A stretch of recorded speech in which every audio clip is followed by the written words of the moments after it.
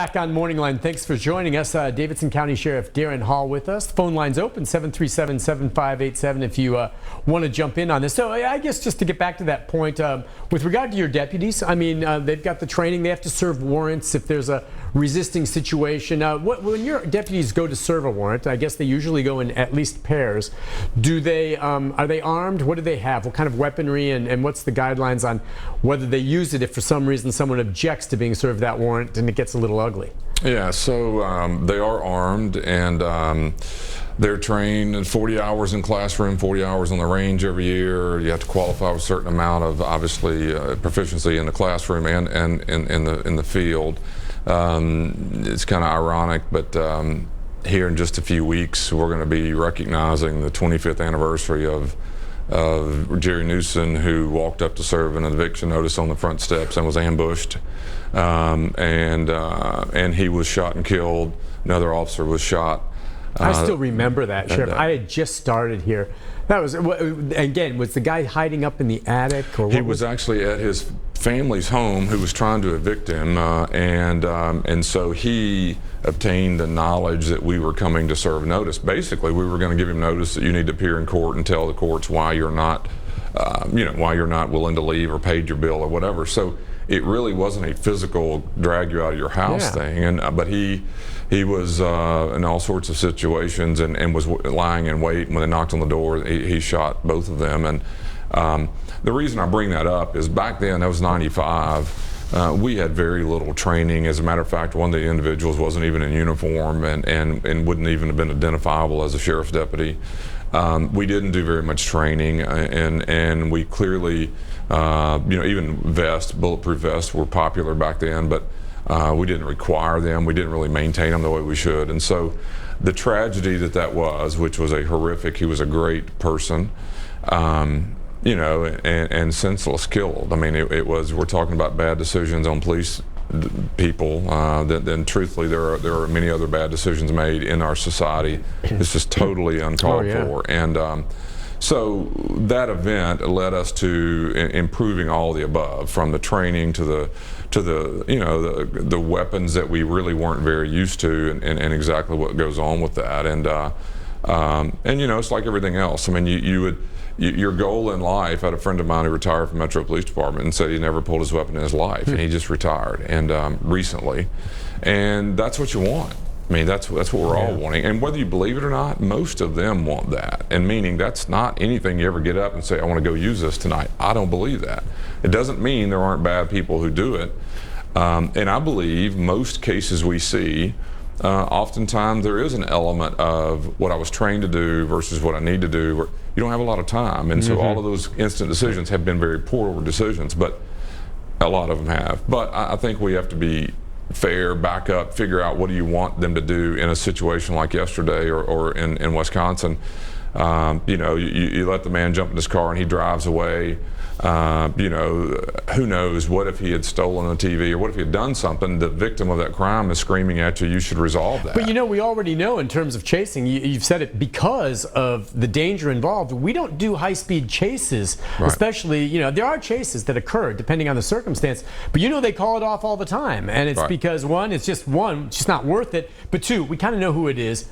Let him go. Let's not result in some high-speed crash involving a pedestrian up here. Let him go, and we'll get him later. And you could do that with someone on foot as well, potentially, in a lot of cases. Right, and I think that's exactly where we need to find is where is that line, and how do you train, and what do you do, and what do you expect of them, and was there anyone in in imminent danger? I didn't see that myself, and so I surely don't mean that happened. I just think that's really where we have to get to, and my dream in life was that you didn't need a police department, but that's not going to happen.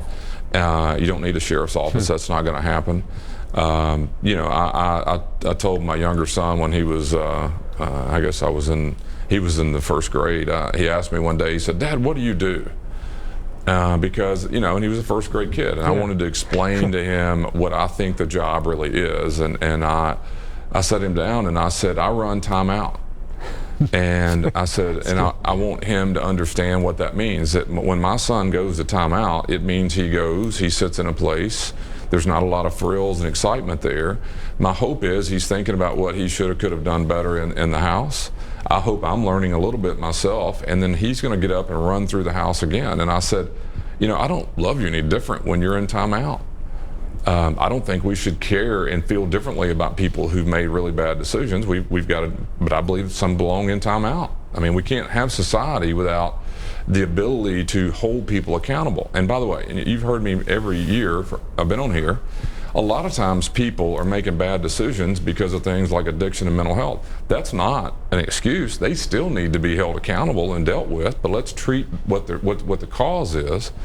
But I'm not a person who believes we can live in a society without some law and order and structure. It just means it needs to be held in a consistent way, in a way in which all communities can have confidence. And right now, there's no confidence in it. Time out. That's great. You know, the thing about you, Sheriff, is you're so common sense. Now, not everyone is always going to agree with everything you do, but I mean, you are so common sense. I think about, did you see that goofy sheriff down in Florida that passed that rule within his department that none of his deputies or anyone else is to wear a mask under any circumstance while on the job?